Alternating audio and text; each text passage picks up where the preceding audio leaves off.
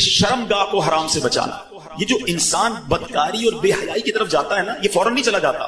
بڑی پیاری بات علماء کہتے ہیں، پہلے آنکھ بہکتی ہے، پھر دل بہکتا ہے، پھر انسان بدکاری کی طرف جاتا ہے، پھر وہ گناہ کا بڑا کام کرتا ہے. کہ تنہائی کے گناہ سے بچنا یہ بڑی کمال کی بات ہے، اور یہ بڑے کہتے ہیں اللہ والوں کا طریقہ ہے. اللہ نصیب کر دے کہ جب گناہ کا موقع ہے، کوئی نہیں دیکھ رہا، اس وقت اے کاش دل پر یہ خیال جاں گزی ہو جائے کہ رب دیکھ. ایک بار حضرت ابراہیم بن ادم رحمۃ اللہ تعالی کی بارگاہ میں ایک شخص آیا، آ کر کہتا ہے حضور میں گناہ سے نہیں بچ پا. پلیز ذرا غور سے سنیے گا، بہت خوبصورت کیور اور پریکاشن ہے گناہوں سے بچنے کے حوالے سے اس واقعے. کہتا ہے حضور میں بچنا چاہتا ہوں، گناہ ہو ہی جاتا ہے. ہو سکتا ہے میرے بھائی یا نوجوان بھی ایسے ہوں کہ جو چاہتے ہیں گناہ نہ کریں مگر گناہ ہو جاتا. حضرت ابراہیم بن ادم نے کہا اچھا ایسا کرو، گناہ کرنا چاہتے ہو؟ کہتا ہاں بچ نہیں پاتا، مجھے کرنا پڑتا ہے گناہ. ٹھیک، اب جب بھی تمہارا گناہ کرنے کا جی چاہے نا تو اللہ کا رزق کھانا چھوڑ دینا. حضور یہ کیسے پاسبل ہے؟ دنیا میں جو کچھ ہے وہ اللہ نے عطا کیا، اس کے بغیر تو جی نہیں سکوں گا. اب گناہ کرنے کا جی چاہے تو ٹھیک ہے گناہ کر لینا، مگر ایسی جگہ جا کے کرنا جہاں اللہ نہ دیکھ رہا ہو. East west north south everywhere جدھر بھی جاؤں گا اللہ تو دیکھ رہا ہے نا، وہ اللہ کی کائنات ہے. ایسا کرو، گناہ کرنا ہے نا کرو، مگر اللہ کی زمین سے اللہ کی کائنات سے نکل کر لو. اس کی ملک اور اس کی ملکیت والی جگہ سے بھی باہر نہیں جا سکتا. گناہ کرنے کا جی چاہے ٹھیک ہے، کرنا چاہے تو کر لینا، مگر جب ملک الموت تمہاری روح قبض کرنے آئے نا تو ان کو منع کر دینا کہ نہیں میری روح قبض نہ کرے، میں نے ابھی توبہ کرنی ہے. Nobody have power to deny.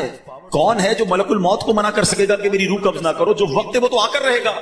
فرمایا اچھا پھر ایسا کرو، گناہ جتنے کرنے کر لو، مگر قیامت کے دن جب فرشتے تمہیں جہنم کی طرف لے جانے لگے نا تو ان کو منع کر دینا کہ نہیں میں نہیں جاتا. حضرت یہ کس کے پاس پاور ہے؟ وہ تو گھسیٹتے ہوئے جہنم میں لے جائیں گے، وہاں تو جو حکم ہو گیا اس پر عمل ہوگا. اب حضرت ابراہیم بن ادم نے پہلے کہتے ہیں نا مقدمہ، ایک آپ کہتے ہیں نا پہلے جزیات جمع کیے، باقاعدہ اس کا مائنڈ سیٹ بنایا، اب اسے خوبصورت سمری بیان کی. فرماتے بیٹا ایک بات سنو، تم اللہ کا رزق کھانا چھوڑ نہیں سکتے، اللہ کے ملک سے باہر جا نہیں سکتے، مرنے سے پہلے ملک الموت آئے تو ان کو منع نہیں کر سکتے، جہنم کے فرشتے تمہیں عذاب کے لیے لے جائیں تو ان کو بھی روک نہیں سکتے. جب یہ سارے کام نہیں کر سکتے تو پھر ایک کام کر لو، گناہ کرنا ہی چھوڑ دو. پھر وہ بندہ زاروں کتار رونے لگا، کہتا ہے حضرت میں وعدہ کرتا ہوں آج کے بعد، اے میرے بھائیوں میرے نوجوان بھائیوں، میں بہت اچھی طرح جانتا ہوں، میں آپ کی لائف گزار چکا ہوں، میں بھی اسٹوڈنٹ رہا ہوں. یہ لائف بڑی ڈیفیکلٹ ہے، شیطان اس میں بڑا حملہ کرتا ہے، نفس بڑا حملہ کرتا ہے، گناہوں کی طرف بہت کھینچتا ہے، مگر یہ ولیوں کا شیوا ہے کہ وہ جوانی میں عبادت کرے. اللہ کو بڑا پسند ہے وہ نوجوان. اللہ فرشتوں پر فخر فرماتا ہے کہ دیکھو میرا بندہ جوان ہے اور میری عبادت کر رہا ہے. مگر آج جوان کہتا ہے جوانی تو دیوانی ہے، مزے کرنے کے دن ہے. مولوی صاحب بوڑھا ہونے کے بعد میں اللہ اللہ ہی کروں گا، 40-50 سال کے بعد میں مسجد میں بھی چلا جاؤں گا، میں داڑھی بھی رکھ لوں گا، ابھی تو انجوائے کرنے دو. چلو آج آپ اور میں ایک ڈسکس کر لیتے ہیں. If you want to enjoy in this life، آپ چاہتے ہیں کہ ابھی مزے کرنے دے، بعد میں نے توبہ کر لینی ہے، تو ایک چھوٹی سی ڈیبیٹ آپس میں کر لیتے ہیں. چلیں جناب، آپ میں سے کون ہے اتنے بڑے ہال میں جس کے پاس یہ گارنٹی ہے کہ وہ 50 سال کا ہونے تک زندہ رہے گا؟ Anybody have guarantee? Nobody has guarantee. 50 سال زندگی مجھے ملے گی، کوئی ہے؟ نہیں ہے. چلیں ایسا کوئی بھائی بیٹھا ہو جو بتائے جو 1 سال میں زندہ رہوں گا؟ Nobody has guarantee for live for 1 year. چلو 1 ہفتہ زندہ رہنے کی گارنٹی ہے، کل صبح تک زندہ رہنے کی گارنٹی ہے. سمجھدار لوگ ہیں، میری بات آپ فالو کر رہے ہیں. اٹ مینز آگاہ اپنی موت سے کوئی بشر نہیں، سامان 100 برس کا ہے پل کی خبر. آپ کہتے ہیں میں بوڑھا ہو کے توبہ کر رہا ہوں، ارے آج دنیا سے میں جا سکتا ہوں، اور آج چلا گیا تو اللہ کو کیا جواب دوں گا؟ حرام کرتے ہوئے، شراب پیتے ہوئے، بدکاریاں کرتے ہوئے، گرل فرینڈ اور بوائے فرینڈ بنا کر حرام باتیں کرتے ہوئے کدھر جاؤ گے؟ قبر میں کیا جواب دو گے؟ دیکھیں یہ دنیا تھوڑی ہے، میں نے آپ کو جنت کا ریوارڈ بتایا ہے، وہاں نہ ختم ہونے والی نعمتیں ہیں. دنیا کی ایکسپائری ڈیٹ ہے، we have to go from this world. ہم سب نے دنیا سے جانا ہے، مگر جنت میں جو چلا گیا اسے موت نہیں آنی ہے. ہم فیہا خالدون، قرآن کا وعدہ ہے کہ ہمیشہ ہمیشہ جنت میں رہیں گے. تو کیوں نہ میں اس ریوارڈ کی تیاری کروں؟ یہاں نفس کہے گا تھوڑی دوستی کر لے، نفس کہے گا تھوڑی بری چیزیں دیکھ لے، انٹرنیٹ پر نئی فلم آئی ہے، فلاں جگہ کانسرٹ ہو رہا ہے، ارے سارے دوست نشہ کر رہے ہیں، تو بھی تھوڑے سے سپ لگا لے. آج اپنے آپ کو روکنا ہے، مجھے دنیا کی گندی شراب نہیں پینی، مجھے جنت کی پاکیزہ شراب پینی ہے. مجھے دنیا کی بے حیائی نہیں کرنی، گندی عورتوں اور لڑکیوں کی طرف نہیں جانا ہے. میری بہنیں اگر سن رہی ہیں وہ نیت کریں کہ ہم پردہ کریں گے، ہم بوائے فرینڈ کی طرف نہیں جائیں گے، انشاءاللہ ہم جنت کی نعمتیں حاصل کریں گے، جنت کا گھر حاصل کریں گے. یہ تھوڑی سی زندگی صبر سے گزار لو، تھوڑی سی زندگی توبہ کر لو. آج تھوڑی دیر ہال فل ہو گیا ہے، مجھے بھی پسینہ آ رہا ہے، آپ کو بھی گرمی لگ رہی ہوگی، مگر مجھے بتائیے قیامت کے دن گرمی کیسی ہوگی؟ جب 50,000 سال کا دن ہوگا، سورج 1.25 میل پر ہوگا، زمین تانبے کی ہوگی. There is no shadow ہو اللہ کے عرش کے سوا پوری قیامت کے دن کوئی سایہ نہ ہوگا. سبحان اللہ. نبی پاک فرماتے ہیں جس دن اللہ کے عرش کے سوا کوئی سایہ نہ ہوگا, چند خوش نصیب ایسے ہوں گے جنہیں اللہ کے عرش کا سایہ نصیب کیا جائے گا. ان 7 قسم کے لوگوں میں ایک قسم وہ ہے کہ وہ نوجوان جس کی جوانی عبادت میں گزری, قیامت کے دن اللہ کے عرش کا سایہ نصیب ہوگا. پلیز اپنی جوانی کو بچا لو. ایک بزرگ تھے, 100 سال عمر ہو گئی, ان کی آنکھیں بھی صحیح, ان کے دانت بھی صحیح, ان کی سماعت بھی صحیح, ایوری تھنگ پرفیکٹ, جوان. لوگوں نے کہا حضور 100 سال میں تو بندہ بستر سے لگ جاتا ہے, your every part of the body is perfect, یہ کیسے پاسبل ہے؟ کمال کا جواب دیا. کہتے ہیں میں نے جوانی میں اپنے in part of the body کو اللہ کی نافرمانی میں صرف نہیں کیا, بڑھاپے میں اللہ تعالیٰ نے میرے نازا کو سلامت کر رکھا ہے. آپ اچھا بڑھاپا گزارنا چاہتے ہیں نا تو پاکیزہ جوانی گزاری, خدا را اپنے آپ کو بچائیے. اپنی شرمگاہ کی حفاظت کیسے ہوگی؟ جب آپ حرام دیکھنا بند کریں گے. سرما لگاتے ہوں گے آپ, ٹھیک ہے, سرما لگاتے وقت ہاتھ کانپتا ہے, یار تھوڑا سا احتیاط سے لگانا ہے کہیں آنکھ میں سلائی نہ لگ جائے. اتنی نازک ہے میری اور آپ کی آنکھیں. موٹر سائیکل پر تو جاتے ہیں, کبھی کبھی کچرا آنکھ میں آ جائے, لال ہو جاتی, سرخ ہو جاتی آنکھ. ٹرائی ٹو انڈرسٹینڈ, اتنی نازک آنکھیں ہیں, اور ان آنکھوں کو جو حرام سے فل کر رہا ہے, روزانہ انٹرنیٹ پر نہ جانے کیا کیا دیکھ رہا ہے. حدیث پاک کا مضمون ہے جو اپنی آنکھوں کو حرام سے بھرتا ہے, قیامت کے دن ان کی آنکھوں میں جہنم کی آگ ڈالی جائے گی. کیسے برداشت کریں؟ بہت کمزور ہے میرے بھائی, خدا را توبہ کر لیجیے. اور ہم اللہ سے دعا کرتے ہیں کہ مولا کمزور ہیں, گناہ گار ہیں, بڑی خطائیں ہو گئی ہیں, مالک تیرے دربار میں حاضر ہو گئے ہیں. اللہ پچھلے گناہ معاف کر دے اور اگلی زندگی اچھی عطا کر دے, ہمیں نیک بنا دے. ہم آ جاتے ہیں شیطان کے باروں میں, کمزور ہیں. مالک تو طاقتور ہے, ہماری مدد کر, ہمیں حرام دیکھنے سے بچا, ہمیں حرام سننے سے بچا, ہمیں حرام بولنے سے بچا, ہمیں اپنی اعضاء کو حرام کاریوں سے بچانا نصیب فرما. اور جن خوش نصیبوں کو نبی پاک نے جنت کی گارنٹی دی ہے, اے اللہ ان خوش نصیبوں میں ہمیں بھی شامل فرما لے. یہ بدکاری کتنا برا گناہ ہے. یہ جو لوگ حرام کاری کی طرف جاتے ہیں تھوڑی سی انجوائمنٹ کے لیے, ایسے پروگرامز میں جانا جو آپ کا دل اس طرف لے جائیں حرام کاری کی طرف, ہمیں پہلے پریکاشن کرنی ہوگی کہ تاکہ ہم اس طرف نہ جائیں اور اپنے آپ کو بچا لیں. آج میرا میسج یہی ہے, آج میرا پیغام یہی ہے کہ خدا را اپنی زبان کی حفاظت کریں, اپنی آنکھوں کی حفاظت کریں, اپنی پاکیزگی کی حفاظت کریں, نہ جائیں حرام کاریوں کی طرف. اب اس میں بہت بڑا پرابلم پتہ ہے کیا ہے؟ یہ باتیں سن کر ہو سکتا ہے, I'm not sure کہ سب کا ذہن بن رہا ہو, مگر ایسے سعادت مند بھی ہوں گے جن کا یہ ذہن بن رہا ہوگا کہ یہ ٹھیک بات کر رہے ہیں, مجھے اکیلے قبر میں جانا ہے اور اپنی کرنی کا جواب اکیلے ہی دینا. اب اگر مجھے اپنی قبر روشن کرنی ہے تو مجھے ان گناہوں سے بچنا ہو. یاد رکھو, جس طرح فیوچر برائٹ کے بارے میں سوچتے ہو نا کہ برائٹ فیوچر ہو جائے, کبھی برائٹ گریو کے بارے میں سوچا میری قبر بھی برائٹ ہو جائے, کیونکہ قبر 2 طرح کی ہوگی. There are only 2 types of graves. رسول اللہ صلی اللہ علیہ وسلم فرماتے ہیں قبر 2 طرح کی ہوتی ہے, حدیث پاک کا مضمون ہے, یا تو جنت کا باغ یا دوزخ کا گھڑا. Now it's up to you which type of grave you like to live. کتنے سال قیامت تک کے لیے اس قبر میں رہو گے اور کیسے رہو گے؟ جہنم کے گھڑے میں, سانپ اور بچھوؤں میں, یا جنت کے باغ میں؟ یہ آپ نے ڈیسائیڈ کرنا ہے. اب پرابلم کیا ہے؟ اس طرح کی سپیچز, اس طرح کے پروگرامز دل پر اثر کرتے ہیں, مگر جب یہاں سے فارغ ہوں گے وہی دوست ہیں, وہی گیدرنگ ہے. یار چھوڑو یار, مولوی صاحب تو ڈرانے والی باتیں کر رہے تھے, پھر چلتے انجوائے کرتے. اب بندہ کہ یار میں ذرا نماز پڑھنے جا رہا ہوں, ارے کیا مولوی ہو گیا ہے, بار بار نماز پڑھ رہا ہے. ایسے دوست جو ہے نا تمہیں نیک نہیں بنے. اگر آپ کا یہ ذہن بن گیا ہے کہ میں نے نیک بننا ہے, اللہ کو راضی کر کے جنت میں جانا ہے. آپ پڑھائی کے لیے کیا کرتے ہیں؟ کیا آپ نے اگر اچھے مارکس لینے ہیں تو ان ڈل دوستوں کے ساتھ بیٹھتے جو پڑھتے نہیں ہیں, یا آپ ان لوگوں کو ڈھونڈتے ہیں جو پڑھاکو ہوتے ہیں, جن کے پاس نوٹس بنے ہوئے ہوتے ہیں, یار ان کے ساتھ بیٹھوں گا تو اچھی سبق کی تیاری ہو جائے گی, یہ اچھے اسٹوڈنٹ سے میں بھی اچھا بن جاؤں گا. دنیا میں جب آپ کو یہ پتا ہے کہ اچھوں کی صحبت اچھا بناتی ہے, اگر آخرت کی تیاری کرنی ہے نا میرے بھائی, میرے اسلامی بھائی, تو آپ کو نیکوں کی صحبت اختیار کریں. وہ دوست کس کام کے جو نماز پڑھنے پر میرا مذاق ہو رہا ہے؟ مجھے تو وہ دوست چاہیے کہ میں نماز کے لیے نہ جاؤں تو مجھے یاد دلائے کہ بھائی چل دونوں بھائی نماز پڑھتے ہیں, جنت میں جانا ہے. خدا را ایسی کمپنی ڈھونڈو, اس کمپنی سے اپنے آپ کو بچائیے.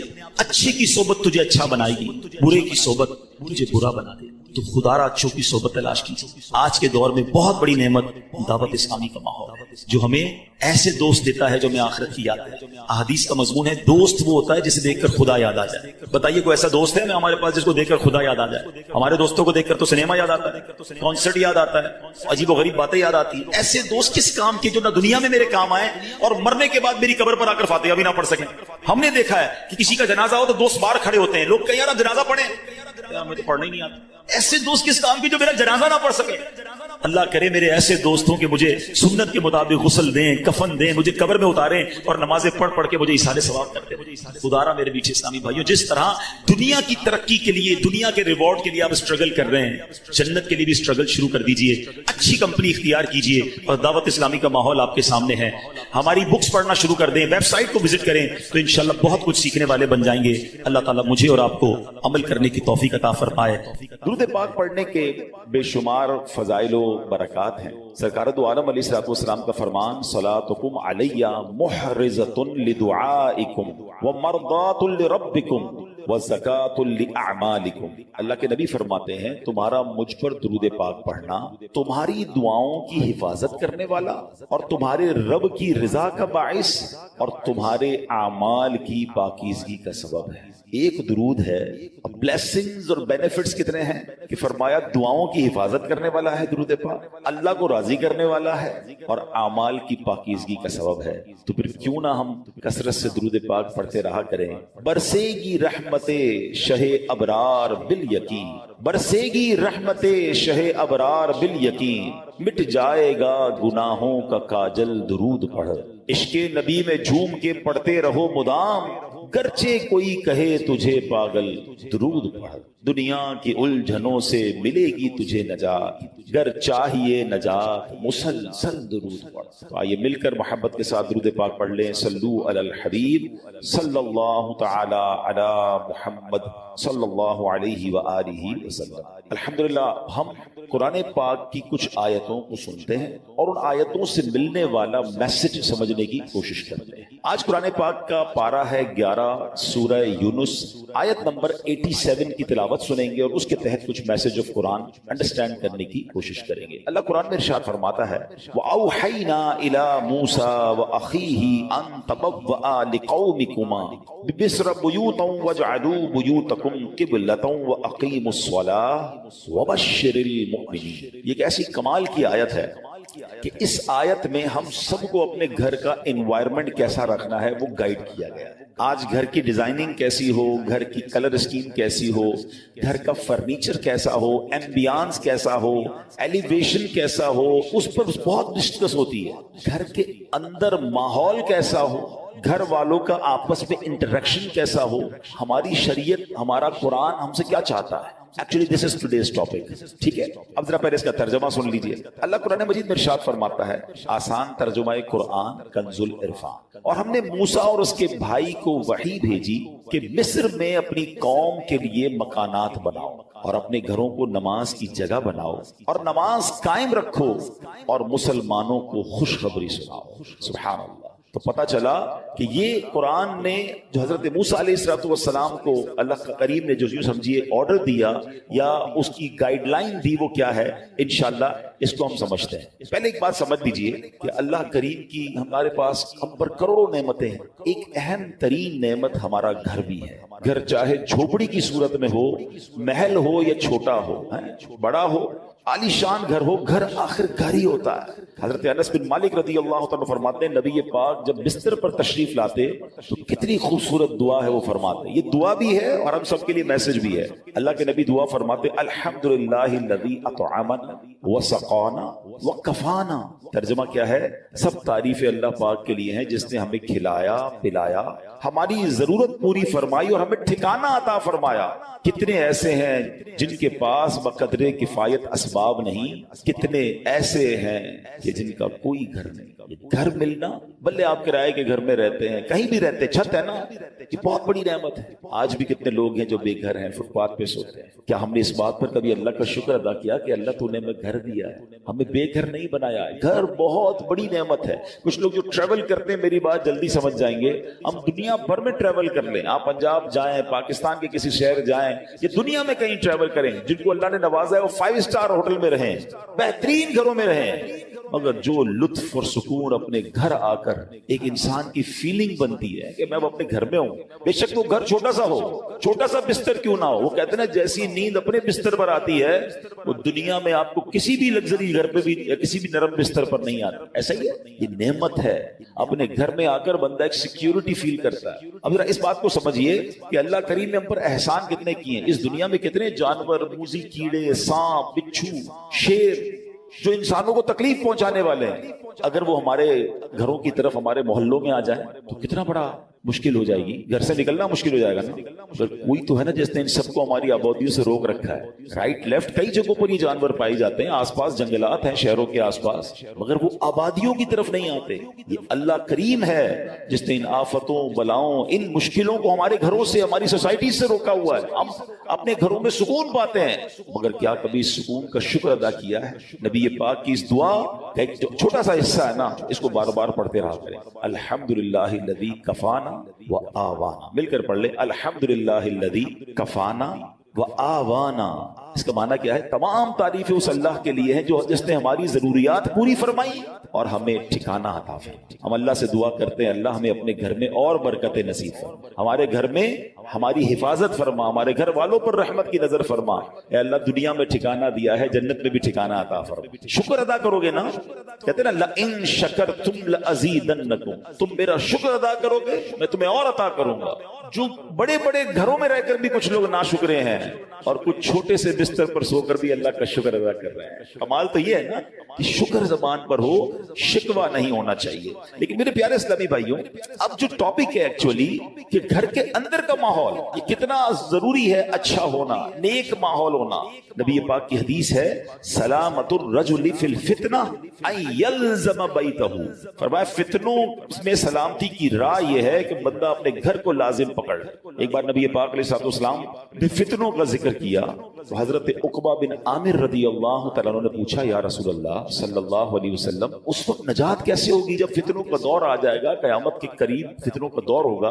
تو نبی پاک نے ایک فارمولہ دیا، آقا نے فرمایا املک علیک لسان، جب فتنے پھیل جائیں تو تین کام کرنا، ٹھیک ہے؟ اپنی زبان کو اپنے قابو میں رکھ، وَلْيَسَعْكَ بَيْتُكَ، تمہارا گھر تمہیں کافی ہو، زیادہ باہر نہ نکلو، گھر کے اندر وقت گزارو۔ پھر فرمایا وَابْكِ عَلَىٰ خَطِيئَتِكَ، اپنی خطاؤں پر آنسو بہاتے۔ فتنوں کا دور ہو تو اپنی زبان قابو میں رکھنی ہے، اپنے گناہوں پر رو رو کر معافی مانگتے رہیں اور اپنے گھر میں رہیں۔ اچھا یہ تو حدیث پاک ہے۔ اب علماء فرماتے ہیں کہ یہ شاید ہمارے معاشرے کے لحاظ سے یہ حدیث اس طرح امپلیمنٹ نہیں ہو پاتی، کہ آج کئی لوگوں کے گھروں کا ماحول ایسا ہے کہ بندہ باہر رہے تو شاید فتنوں سے بچا رہے، گھر کے اندر لڑائی ہے، جھگڑے ہیں، امن و سکون نہیں ہے، گھر میں پہنچتے ہی دروازہ بند کر کے انسان وہ گناہ کر رہا ہے کہ جو باہر نہیں کرتا۔ باہر پورا دن بعض اوقات کام کاج میں بیزی ہے تو ان گناہوں کا موقع نہیں مل رہا، مگر گھر کے اندر جا کر جب اپنے روم میں ہے تو اب جناب اس کو وہ کچھ کرنے کا موقع مل رہا ہے جو اللہ کو ناراض کرنے والا کام ہے۔ نبی پاک تو فرما رہے فتنوں کے دور میں گھر کو لازم پکڑ لو، مگر کیا گھر ایسا بنایا ہم نے کہ جو فتنوں سے محفوظ ہو؟ کئی گھر ایسے ہیں جہاں غیبتوں کا بازار ہے، کئی ایسے ہیں جہاں ماں باپ کے ساتھ بچوں کی بدتمیزیاں ہیں، کئی ایسے ہیں جہاں بھائی بہن ایک دوسرے کے خلاف بیٹھے ہیں۔ گھر کے اندر جاتے ہی جناب فیملی کے اندر ایک ایسا ماحول بنا ہوا ہے کہ وہاں ایک دوسرے کی غیبتیں ہو رہی ہیں۔ گھر تو فتنوں سے بچنے کی جگہ تھی، گھر تو سکون کی جگہ تھی، گھر تو ایسا ہونا چاہیے کہ گھر میں جائے تو بندہ سوچے میں رحمت والی جگہ پر آ گیا ہوں۔ مگر کیا ہم نے اپنے گھر کے انوائرمنٹ کو ایسا بنایا کہ جس کو اللہ کریم نے قرآن میں ارشاد فرمایا؟ آپ کو پتہ ہے جب قیامت کا دن ہوگا تو کچھ خوش نصیب وہ ہوں گے جنہیں سیدھے ہاتھ میں نامہ اعمال دیا جائے۔ ہم اللہ سے دعا کرتے ہیں کہ ان خوش نصیبوں میں ہمیں بھی شامل فرمائے۔ مگر کچھ مجرم وہ ہوں گے جن سے رب ناراض ہوگا، اس کو اس کے الٹے ہاتھ میں پیٹھ پیچھے اس کو نامہ اعمال دیا جائے گا، اور یہ بندہ اس دن موت مانگے گا مگر اسے موت ملے گی نہیں، پھر اسے جہنم کی بھڑکتی ہوئی آگ میں ڈال دیا جائے گا۔ اس شخص کا جرم پتہ کیا ہوگا؟ قرآن کہتا ہے اِنَّهُ كَانَ فِي أَهْلِهِ مَسْرُورًا، یعنی بے شک وہ اپنے گھر والوں میں خوش تھا، گھر والوں میں خوش تھا، یہ جرم تھا۔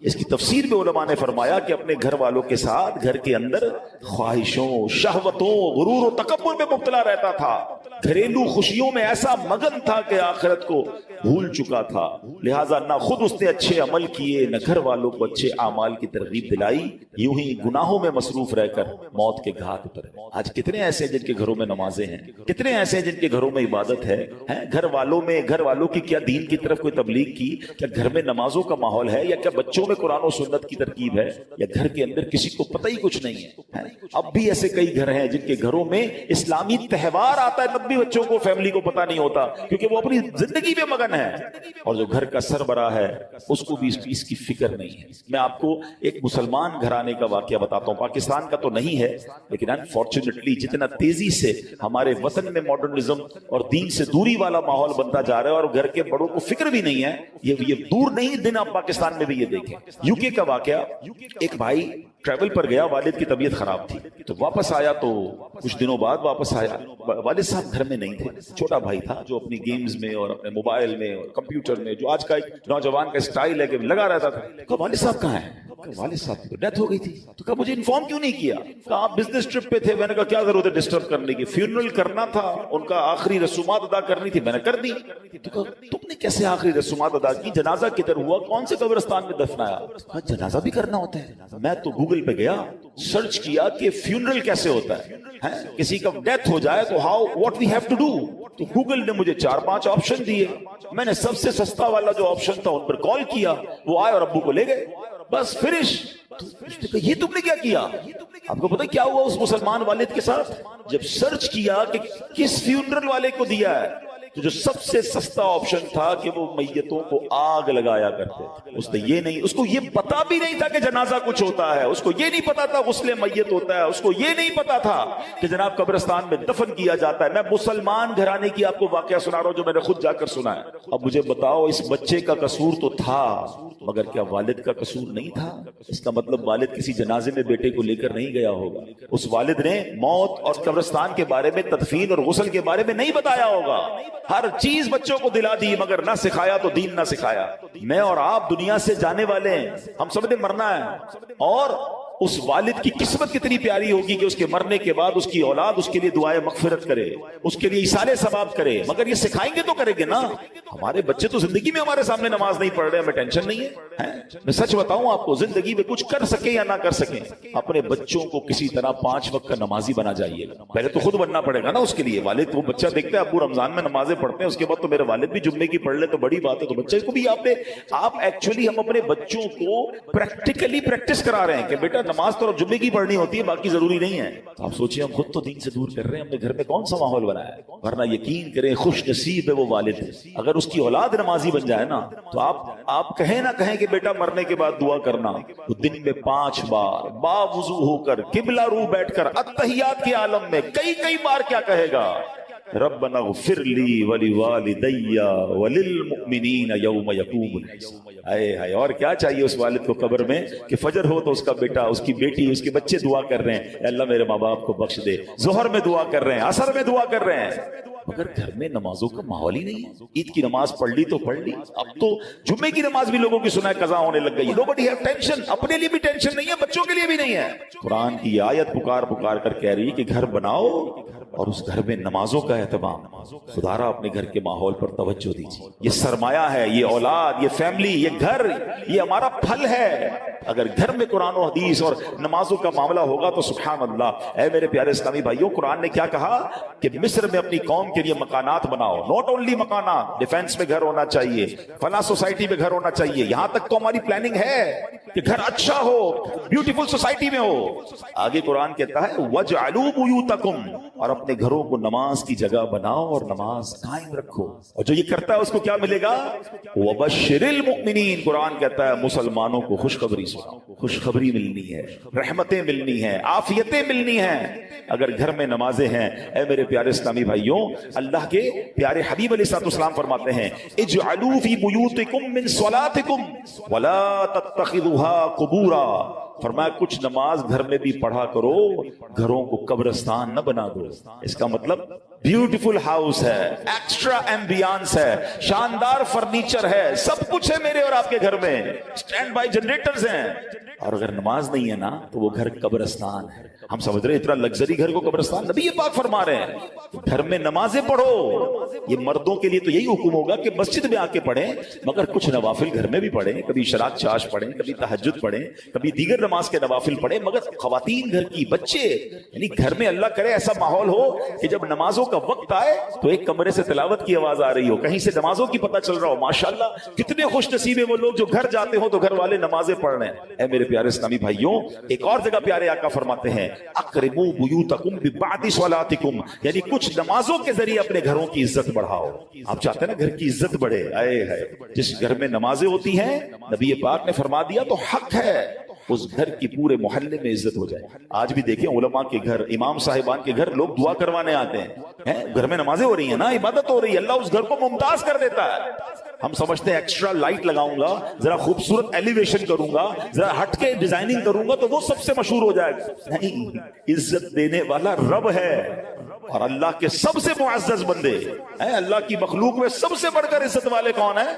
ہمارے آقا علیہ الصلوۃ والسلام ہے. وہ فرما رہے ہیں کہ کچھ نمازوں کے ذریعے اپنے گھروں کی عزت بڑھاؤ. نماز کے بارے میں ایک اور حدیث سنو، الصلاۃ عماد الدین، نماز دین کا ستون ہے. مجھے بتائیں نا، ہمارے گھر کے پلر نکال دیں تو گھر تو گر جانا ہے. یہ تو ایمان کا پلر ہے، مگر اس کی فکر نہیں. تو اے میرے پیارے اسلامی بھائی، ہمیں اپنے گھروں کے ماحول کو اچھا کرنا، اپنے بچوں کی تربیت کی فکر کیجیے، انہیں وقت دیجیے. آج کل جو ماحول ہے، میں اشارہ کر کے گزر جاؤں گا، ہر تھوڑے دنوں بعد آپ کو سوشل میڈیا پر نیوزز مل رہی ہیں، الیکٹرانک پرنٹ میڈیا میں نیوز ملتی ہے کہ فلاں بچے نے فلاں کام کر دیا، فلاں نے فلاں کو قتل کر دیا، فلاں نے فلاں کو جلا دیا، فلاں اسکینڈل میں پکڑا گیا، فلاں جناب منشیات میں معاملات میں آ گیا، فلاں ڈرگز کا کام کر رہا ہے، فلاں کمپیوٹر پہ بیٹھ کے کیا کچھ کر رہا ہے، اسکیمز کر رہا ہے. یہ ہمارے علاقے میں، ہمارے شہروں میں، ہمارے ملکوں میں ہو رہا ہے نا. ہم کیوں انتظار کر رہے ہیں کہ یہ آگ میرے گھر میں جب آئے گی پھر غور کروں گا؟ اس سے اندازہ کیجئے، یہ سمٹمز ہوتے ہیں، یہ اشارے ہوتے ہیں کہ معاشرہ کدھر جا رہا ہے. ماں باپ کو فکر نہیں کہ بچے گھر میں کیا کر رہے ہیں. اتنی دوری مت رکھیں اپنی فیملی کے ساتھ. یاد رکھیے، کوئی بڑا ڈیزاسٹر ہو اس سے پہلے آنکھیں کھولیے نا. ہماری بچی کہاں جا رہی ہے، ہمارا بیٹا کہاں جا رہا ہے، وہ کس سے مل رہا ہے، کوئی فکر نہیں ہے. وہ کہتے ہیں نا اپنے بچوں کے تم دوست بن جاؤ اس سے پہلے کہ کوئی ایسا دوست بن جائے جو اس کی آخرت اور دین اور دنیا سب برباد کر دے. بہت برا حال ہے. پلیز تھوڑا وقت دیجیے. اچھی تربیت، یہ تربیت نہیں ہے کہ آپ بھی نماز قضا کر رہے ہیں اور بچے بھی نماز قضا کر رہے ہیں. آپ بھی نمازی بنے، ہم بھی نیک بنے، آپ بھی ماشاءاللہ تلاوت کی طرف آئیں، بچوں کو ایسے پروگرامز میں لے کر آئیں، بیانات میں لے کر آئیں، مدنی چینل گھر پہ بیٹھ کے دکھائیں. ہم آپ کی سپورٹ چاہتے ہیں. اور یہ کیوں چاہتے ہیں؟ تاکہ مسلمانوں کے گھر جنتی گھرانے بنے نا. اب آخر میں ایک دعا سن لیجئے، آمین بھی کہیے گا، ہو سکے تو یاد کر لیں، ہو سکے تو ہر نماز کے بعد یہ دعا کریں. اللہم ربنا ہب لنا من ازواجنا وذریاتنا قرۃ اعین واجعلنا للمتقین اماما. آمین. نبی پاک کی دعا کریں، تو اپنے بچوں کے لیے، اپنی فیملی کے لیے دعا بھی کریں.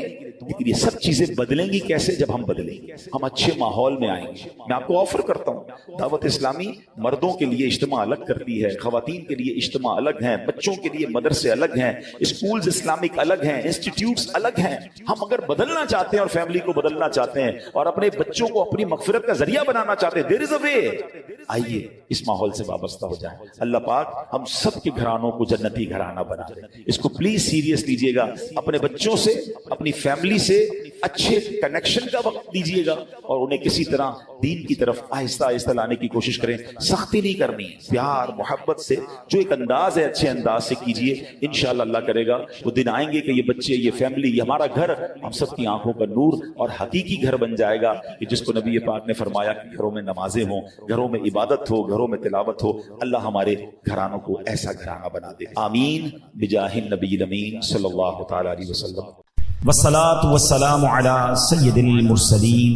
اما بعد فاعوذ باللہ من الشیطان الرجیم. بسم اللہ الرحمن الرحیم. پڑھیے، الصلاة والسلام علیک یا رسول اللہ